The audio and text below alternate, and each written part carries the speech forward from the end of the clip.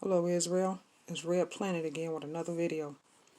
Today we're going to talk about pestilence and the shortage of the food in the farmers markets and grocery stores. We're going to listen to Woodwood Entertainment TV talk about pestilence. I'm going to talk through the video, Israel. Let's go. The human condition. Well, it looks like we are going to have another condition to deal with. It is an issue that is likely to become very apparent very soon, within a very short period of time, and those are alterations in our food supply.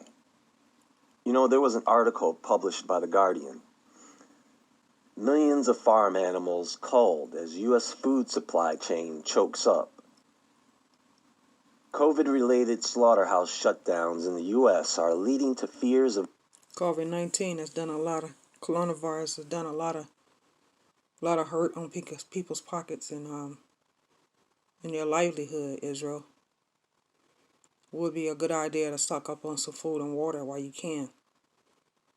Because when famine come, you're not going to be able to get out and get to the grocery stores. Because they're going to be bombarded by people panicking going to the stores. I mean, look what they did with the toilet paper and hand sanitizers.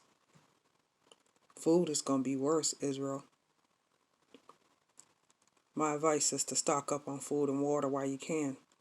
And anything else that you need that's going to be an essential to you surviving. Because if anything is crack-a-lacking, you're going to want to be able to, you can't come out your house. You're going to be glad you stocked up on you some food and water. It's going to be worth more than gold and silver. You see it happening now. Food is worth more than money. Because when you don't have it, you can't feed your family. You're going to do anything and everything you can to make sure your family eat. It's cool right now. But famine is coming, Israel. You can see it. meat shortages and price rises, while farmers are being forced to consider depopulating their animals. At least Viewer discretion is advised for the sensitive people that can't stand to hear animals being killed and slaughtered. This ain't the video for you. This is hardcore. So, if this is too much for your ears and you case sensitive about them slaughtering animals, don't watch the video. Viewer discretion is advised. This is a rated R video, Israel.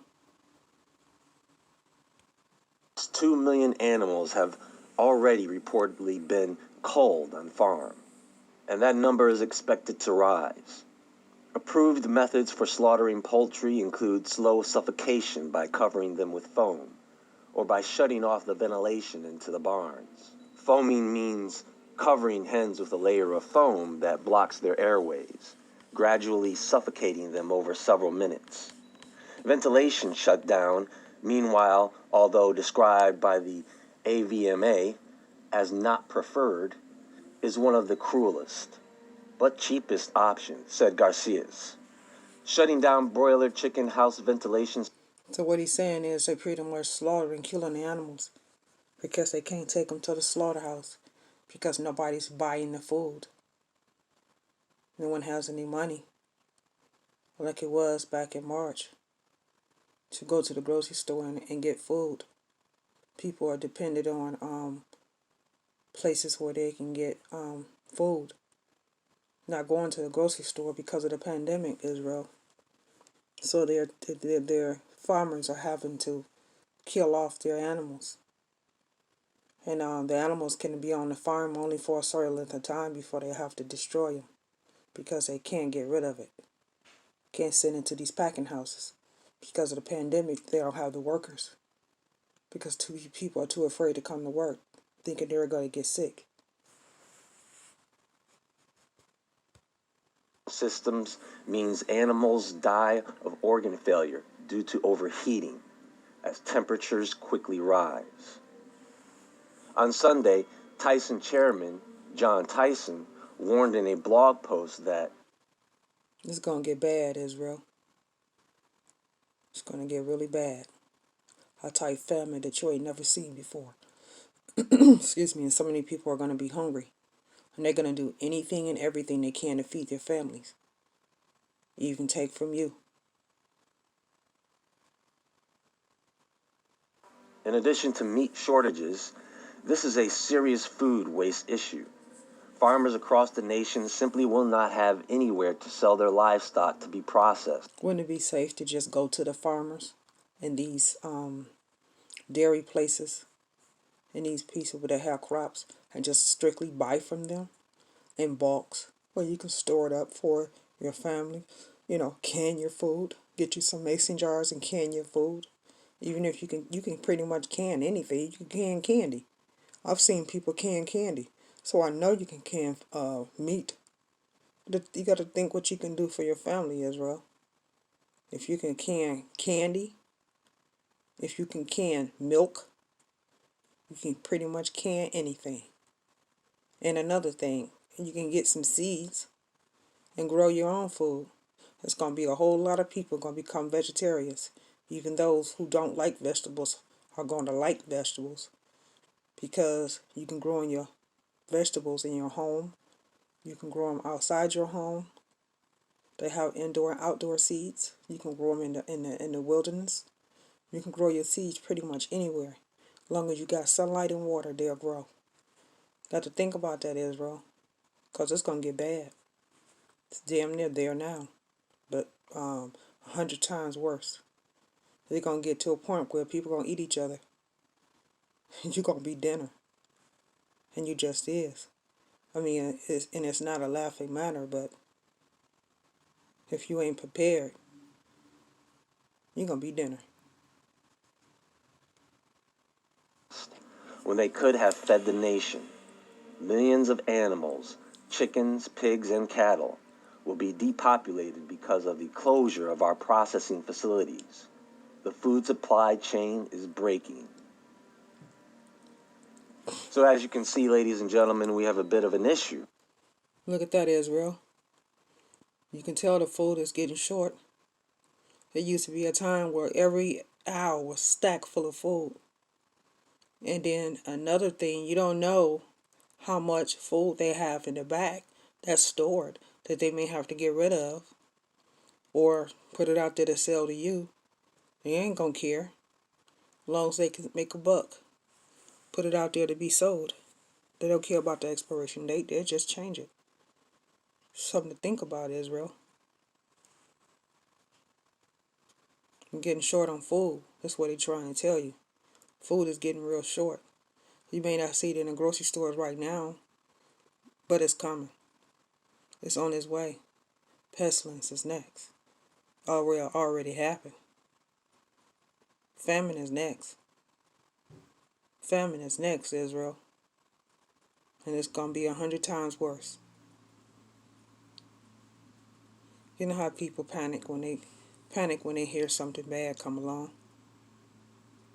People panic and run out. Look how they did when they got toilet paper and hand sanitizer. To a point where it wasn't none in the stores. So imagine how it's going to be when this famine come along. When the food is no longer available. Something to think about, Israel. This is only a portion of the problem. So I want to discuss what's going on with the global food supply. It is something we must consider as we move forward in this event. Changes are coming, and many of those changes come with regulations and restrictive control. Effects from disturbances in the food supply chain tend to creep up on you until you become aware of the shortage. Food shortages? Yeah, that's called famine.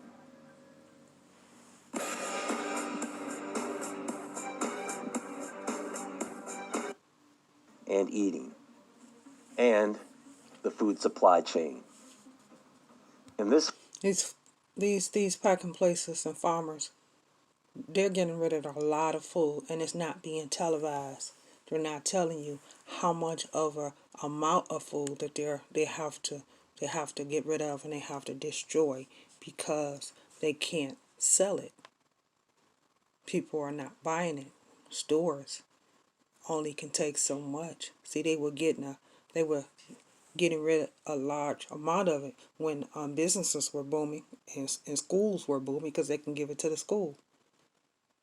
Can't do it now because the school's not open and a lot of businesses are going out of business or shut down because of the pandemic.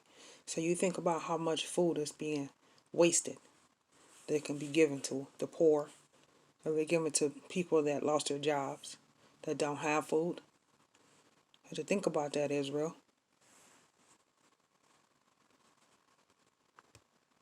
Food supply chain, there is production, processing, there's distribution, and then there is consumption and disposal. And this supply chain starts on the farm and ends on our plates. Now keep in mind, this supply chain flows in only two directions. The food goes from the farm to the consumer in one direction, and money goes from the consumer back to the farm in the other direction. And because it's a chain, if there is one disturbance in the force, you'll see the chain get rattled. Another thing to consider is the movement of the product and money are dependent upon the push and pull of the producer or farmer and the consumer. The farm pushes out food because it has an expiration date. They have to. And so by the time it gets... So they have an expiration date on their food, Israel, that they have to distribution it out or they have to get rid of it. And that doesn't matter if it's the farm, if it's planting their vegetables or dairy. They have to get rid of it. Dairy can only sit for so long before they have to get it out or they have to get rid of. You think about how much milk they're getting rid of that they, could be feeding these kids. Think about how much vegetables they're getting rid of can be given to the homeless. Think of how much meat that they're getting rid of that they can places that families that don't have jobs now can be given to them for their families to eat. That's a lot of food that's wasted, Israel, and they don't care. To the consumer pulls in the demand for the product or food and then pushes money in the other direction. If for some reason the consumer is lacking in the pull and push game, the producer has to work that much harder to keep the chain from breaking. So think about this. Right now, there are about 2 million farms that are normally in operation in the U.S. That may seem like quite a few, but it was more like 7 million back in the 1930s. The number of workers in the agricultural industry also went down, to the point where there are only 1.3% of workers in the U.S. that are in agriculture, which is actually around 2 million agricultural workers. Now that you have some idea of how many farmers we are dealing with here, you can see how disruptions in the... That's a lot of farmers getting rid of a lot of food, Israel. Food that could be given out and used. That's why I say it's best to just go and get your food straight from the farmers. At least you know that they're getting rid of the food and it's not just actually going to waste. Because it's going to get bad. It's going to get extremely bad. People are going to raid them grocery stores like crazy.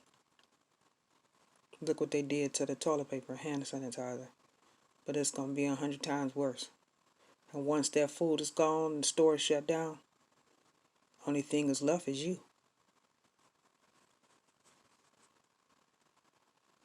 Farm to fork food supply chain are not really affordable.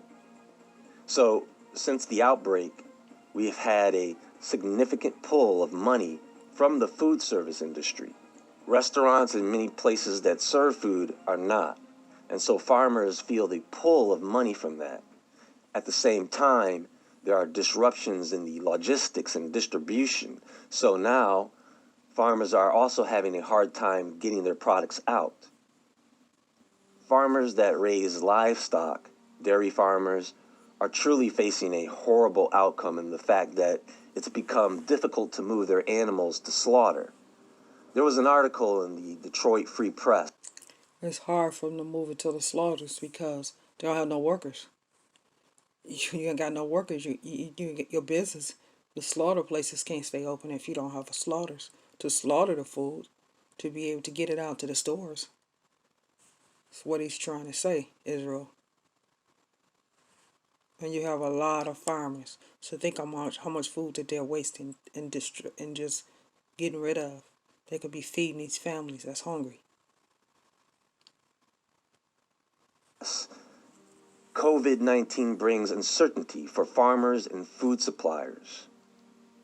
From lost markets to growers who don't know whether they have a buyer for the fall vegetables they're planting now, to farmers ready to harvest but not knowing whether enough migrant workers will be coming to pick the crops. The coronavirus pandemic is... The pandemic is scaring a lot of people because people don't want to get sick. They don't want to take it home to their families. So they're not sure if they're going to have people to come to the jobs to work to help with those packing places, packing those foods, or to the slaughterhouses. That's destroying or killing the animals for these packing places to be slaughter places to send them to the packing places, and for the packing places this distribution out to stores and farmers markets. That's what he's trying to say, Israel. That's why it's best to just get you some mason jars, man, I'm telling you, and store up you some food for yourself. They got these different businesses like Fort Patriot. Let's give just about damn near giving food away. They so cheap. 72 hours of food. Man, you can get you a bunch of those. You can never get tired of eating the same thing over again. Because when you're hungry, you're going to eat damn near anything. And I do mean damn near anything. Is cutting a wide swath of hardship across agriculture. Michigan's third biggest economic sector after manufacturing and tourism. Coronavirus impacts are a more immediately acute problem for pork farmers because of the nature of hog raising compared with other meats. Chickens raised for meat take only about 8 to 12. Those who don't like pork, I guess when famine come, pork gonna be a delicatessen to you. Those who are just meat lovers gonna become vegetarians. The vegetarians is gonna be glad that they are vegetarians when you can no longer buy meat. That's why it's so important to learn to be your own farmer. Grow your own vegetables, whether it's in your home, outside your home, in the desert, in the wilderness, wherever. Grow your own food. You know, it's a good thing that you can see your accomplishment and at the same time eat it. 12 weeks before going to slaughter, giving producers more flexibility to make changes. Beef cattle take a year and a half, but producers typically have more flexibility to hold cows on their farms than pork producers do. A sow is pregnant with her litter for about 4 months. The baby pigs take about 3 weeks for weaning off their mother's milk, and then a young pig takes about 6 months to reach slaughtering age. It's a problem facing beef and poultry farmers too, said IMDAR director. It's going to be a whole lot of food that they're going to be wasting and giving out. Whole lot of food that they're going to be throwing away when it can be given to families to eat. Something to think about, Israel. To go out to these farmers and buy food from them. You know, go to these places where they're growing their own vegetables. Buy from them. Places where they have their own farmers, where they're selling their, cows are producing their milk, and buy from them. Because grocery stores are soon going to be short on food. The distribution is not like it used to be. Even these truckers are protesting. You know, when you ain't got done, that's coming to work, that is a problem. Because when they can't bring the food to the stores, stores is only gonna sell what they have, and then after that, they're gonna shut down. So where you gonna get your food from? Best now to go get it and stock it up while you got a chance, because they're gonna raid them stores. I'm telling you, the stores are gonna get raided one day when the famine comes. You can see it coming, just like we seen the pestilence. Famine one day is gonna come too. That's what he's trying to tell you, Israel. But safe than sorry.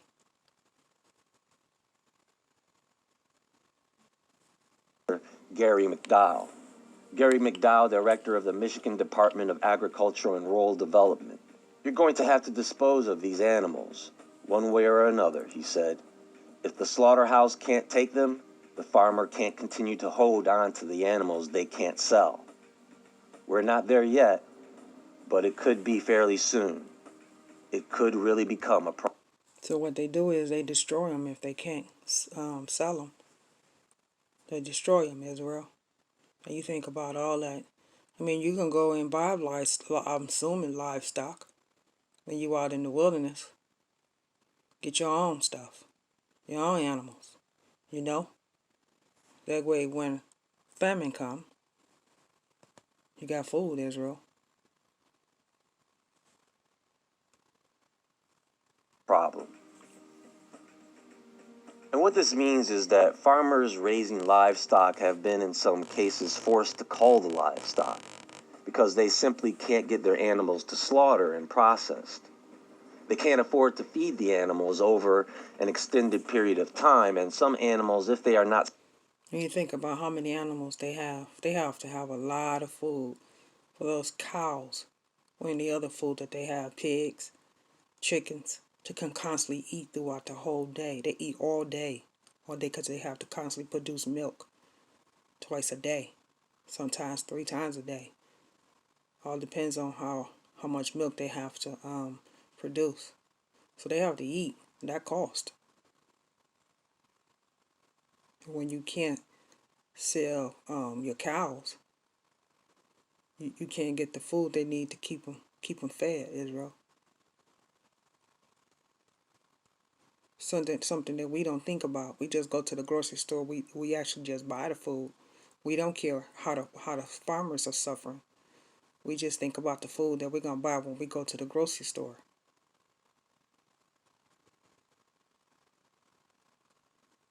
slaughtered in a certain period of time, they just die because they are engineered and bred to grow fast and have a very short lifespan.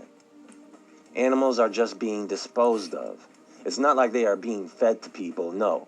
Farmers aren't releasing animals into the wild. Goodbye, cows. You're free to roam. See you later. No. Meat production is down at around 30%. Think about what's going on in the dairy industry. Ken Nobis of St. John's Dairy Farm says, you can't turn that cow off, like you can shut a factory off if you have to. Turn out the lights, lock the doors, walk away, come back, open the factory back up and start again, Nobis said. That cow has to be milked twice a day. You have to keep feeding her. And this, according to the article, is causing some farmers to have to dump tens of thousands of gallons of milk down the drain every day. What about veggie farmers? How are they handling this? Matt DeBlau of Mike Perrone Produce states, what they want are the core items, the potatoes, things that will last, that people can store. Because potatoes and any other vegetable last a lot longer than dairy and meat. So that's why, Israel. That's why I say go directly to the farmer and just get it from them.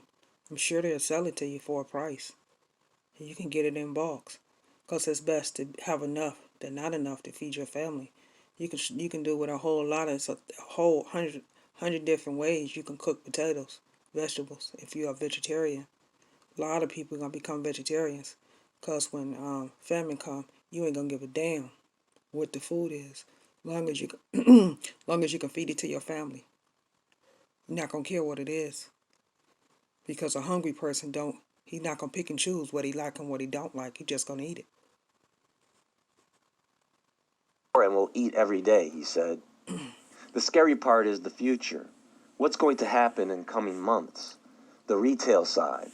They're scared about setting up contracts, telling farmers they will commit to taking their... Professor William Masters, who teaches food economics at the Friedman School, says that our supply chain is not really like a chain, but more like a mesh. In other words, when something within the system fails, there are always ways to fill in the gap. It's a problem when you have multiple facility shutdowns in multiple states, and when you have border closures and a virus that stops migrant workers from harvesting fruits and vegetables in multiple locations. Now that you have this demand in the grocery store and not in restaurants, cafeterias, cafes, meat packing plants, dairy, and other sectors of agriculture are having to struggle in order to make the switch. So that means all that food that's sitting there, look at it, Israel, is just sitting there. You know how many families that stuff can feed? How many families can eat with that food there?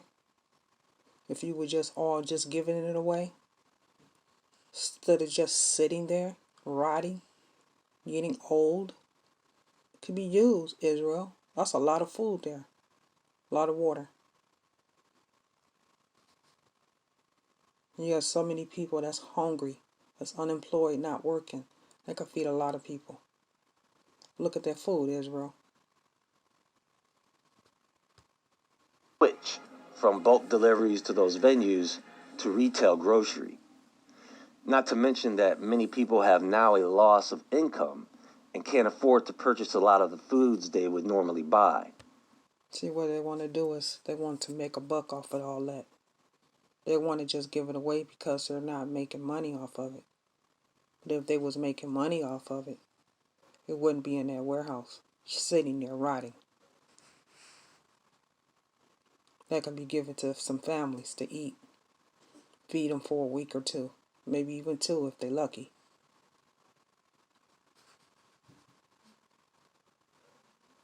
Farmers are seeing a drop in income, so much so that they need bailout money.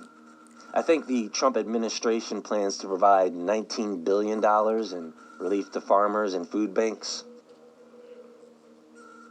Farmers markets have been deemed essential. Many are looking into... Farmers markets is the way to go if you can find them. I don't know any farmers markets here in our city. I'm not saying that they don't have them.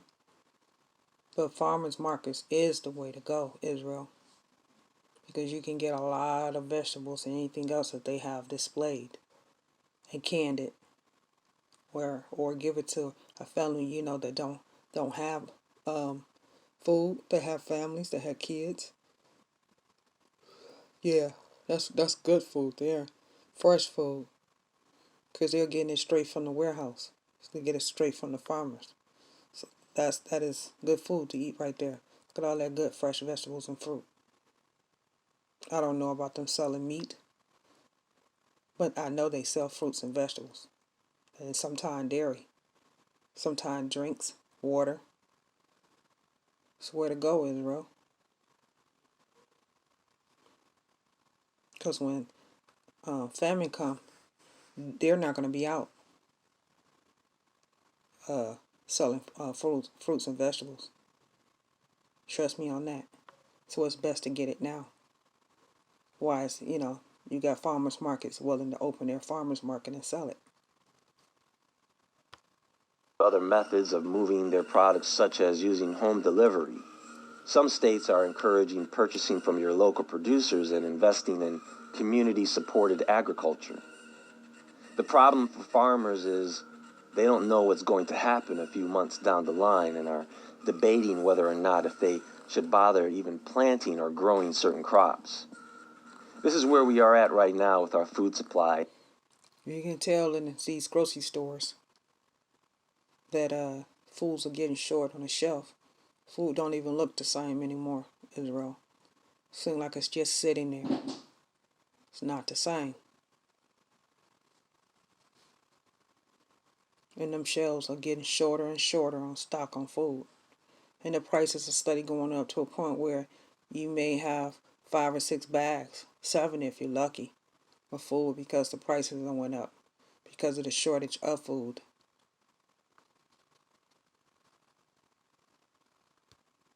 And we still have to get through the growing season. We are not really sure how the climate is going to affect the reducing greenhouse gas emissions, vehicle automation. The government's bailing out farmers. It seems almost like selling a bit of control over to them. Now, I don't want to disturb anyone, but I feel the need to point this out. And besides, I think you should Viewer discretion is advised. know and understand this. Keep in mind, this is nothing more than a theory. Where I think we are headed is an era where we used to look at as science fiction. Certain fruits and vegetables will start to President's budget for the fiscal year 2021, issued today, which seeks a 15% budget increase for the Bureau of Land Management's Wild Horse and Burro program. We appreciate the administration's recognition that slaughter of America's wild horses and burros, the lethal option we have long worked to oppose, is unacceptable to the Congress and the American public, said Susan Roy, Executive Director of the American Wild Horse Campaign. However, Congress just increased the BLM's budget by 25%, and now the administration is asking it to throw even more money at a mass roundup, stockpiling, and inhumane sterilization plan that has no scientific basis or public support. And it's a wrap. From pre-production to final cut,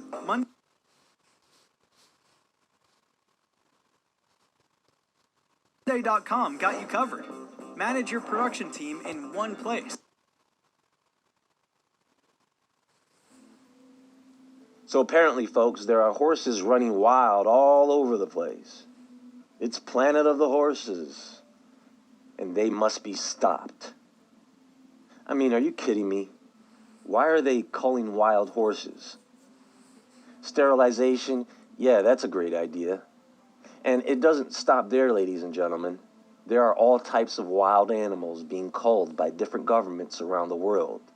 Kangaroos, chickens, hogs, deer. You'll notice the culling are all animals we eat, by the way. You know what it reminds me of? The late 1800s. How many of you have heard of Buffalo Bill Cody? Cody was a legend of the frontier era, part myth conjured in dime novels. The men from New York had expected to find him as a desperado of the West, bristling with knives and pistols, but they did not. Cody was loquacious and friendly, an expert hunter. He knew that with the wind blowing from behind, the men risked their scent being carried to the animals and scaring them away. Then again, a buffalo is a lumbering, hirsute cow, and men were outfitted with some of the quickest horses and held the best guns owned by the U.S. Army, which was outfitting the hunting expedition. The Army wasn't in the business of guiding hunting trips for soft-skinned Wall Streeters, or what we eat. Let's just pray we don't end up eating what we are. Until next time, friends, stay awake, stay aware, stay safe and well fed, and I'll talk to you all soon.